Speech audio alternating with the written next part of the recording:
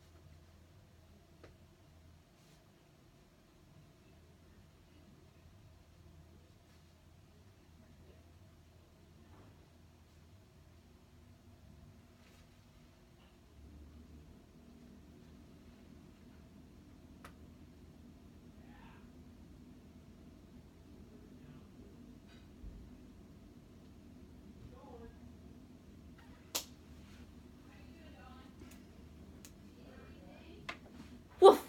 Woof! That was the sound of a dog. Do any of you guys have a dog? That's what I thought. A lot of people have dogs, including me. I actually have 2 dogs. And today I'm going to tell you about dogs. I'm going to tell you about Becca and Biff, my dogs I have, Becca's tricks, and the purpose of having dogs and how they leave a mark on our life. So first, I have 2 dogs. One, his name is Becca, and she is about 4 years old, and the other one is Biff. Biff is actually my brother's dog. My brother's now in California, so we actually take care of Biff because he loves living on the farm with us. So Becca and Biff both are about the same age, but I personally like Becca better, as you could thought, because she's my dog, and Biff is kind of stupid, and because he was raised by my brother didn't really care to raise him very well, so Becca's raised very well. So let me tell you about Becca. Becca, she went to puppy training school, me and her, for about a month and a half when she was a year old. And whenever you tell her to come, she is right there. No matter where she is on our 10 acres, you can bet that Becca will be there as soon as you say come. It's really amazing, and people love it because whenever they go to try to find their dog, they'll tell them to come like 20 times and they'll never come. But Becca, you tell her to come and she's right there, and they love that. Becca also knows sign language. She knows how to sit, she knows how to lay, she knows how to roll over, and these are universal sign language just for dogs, which is really cool.